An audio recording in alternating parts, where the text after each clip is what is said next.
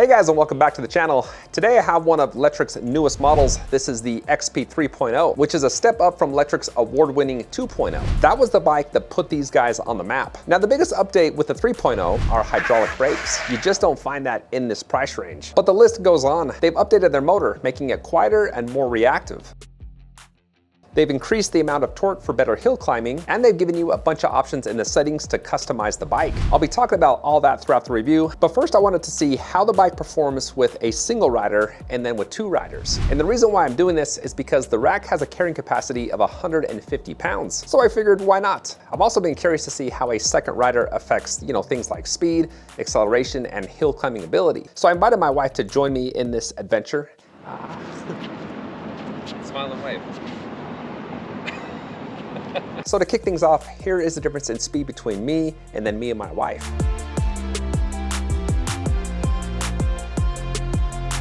Well, that was closer than I thought it was going to be. I topped out at 28 miles per hour, and then with my wife on the back, I only dipped down 3 miles an hour for a top speed of 25. So it's got a pretty good speed for two riders. Now, how about acceleration?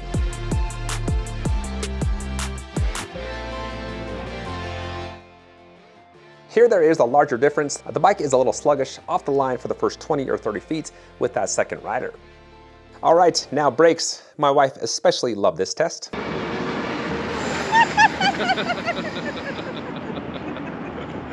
Well, were you scared, huh? Well, that is a little nerve-wracking for the second passenger, so if you do take your kids or your wife, just go easy on the brakes. This next one is the big one. Let's see if it can climb the same size hill.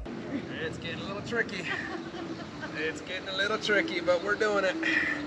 We're doing it. Wait, that's a real Lean forward. This is a real bike, wait. It can walk the hill. Now that was a 12% grade.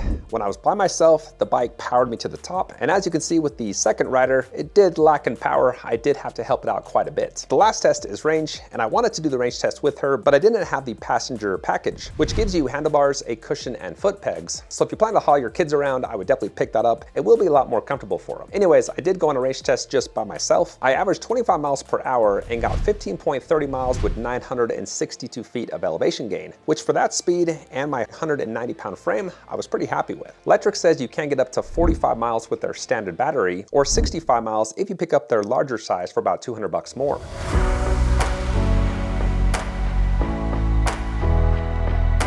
Earlier I spoke about things that you can do to customize a bike, so I want to dive into that. The first thing you can do is change the pedal assist sensitivity in P11. The higher the number, the more rotations you have to put in before the power kicks on. This allows you to get going, to start pedaling, to get your balance before the power hits.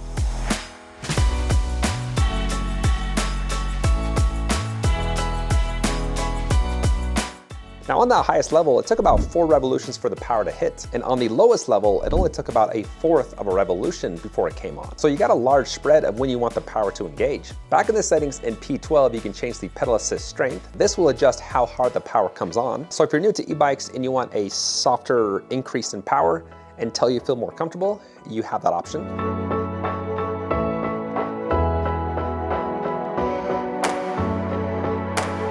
Well, as you can see, there's not a ton of separation with this setting. The power strength is pretty much the same between both high and low levels. Well, moving on to P10, that's where you can set the bike to where the throttle only works, or the pedal assist, or both at the same time. So if you're uncomfortable with a half twist throttle, fearing that you accidentally turn it if you hit a bump in the road, you can just turn it off. In P menu number 9, you can change the throttle from a 0 to a non-zero start. And that means that the bike does have to be moving at least 2 to 3 miles per hour before the throttle engages. And that is another nice safety feature, as people tend to twist that throttle as they mount the bike. And if you do that, it can jump on you. That's a good demo for you guys. So setting the throttle to a non-zero start will make sure that doesn't happen. The last thing you can customize is speed. In P menu 8, there's 2 options, 32 and 100. When set to 32, the bike tops out at around 18 miles per hour. When set to 100, it tops out at 28. Now the throttle isn't affected when you change that setting. It still maxes out at around 18 miles per hour, whether it's set to 32 or 100%.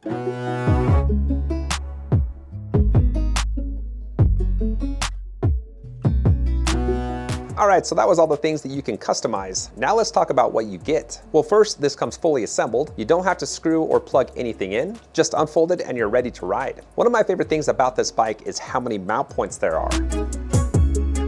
and all the accessories Lectric offers. They've got 4 pages of stuff, and with a pretty light frame of 64 pounds, a carrying capacity of 330 pounds, it's got the power and the ability to haul some gear. The rider size is one of the things that impresses me the most with Lectric. They just have a huge range of the type of rider that can fit most of their models. This one ranges from 4'10" up to 6'5". Here's mine and my wife's posture when the saddle was raised to where we could fully extend our leg. A few other things that I liked was the balance. Balance on these types of bikes can be hit or miss.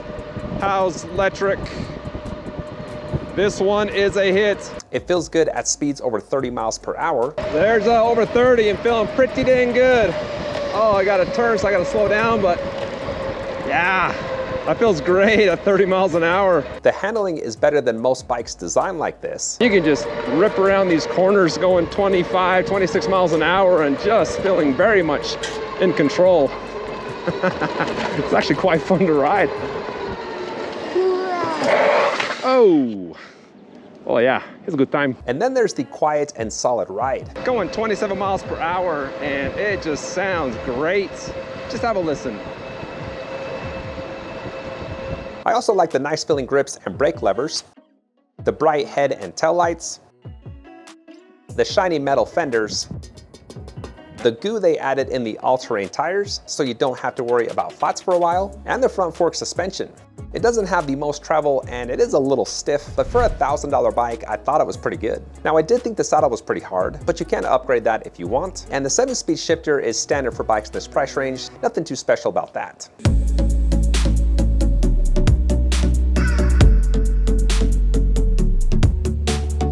There's really not a lot I didn't like about the 3.0. Lectric has put together a well-rounded bike. And of course, you can't go wrong for $999. Now, if you want to pick this up and support the channel at the same time, I've got the link below. As always, thanks for watching and take care.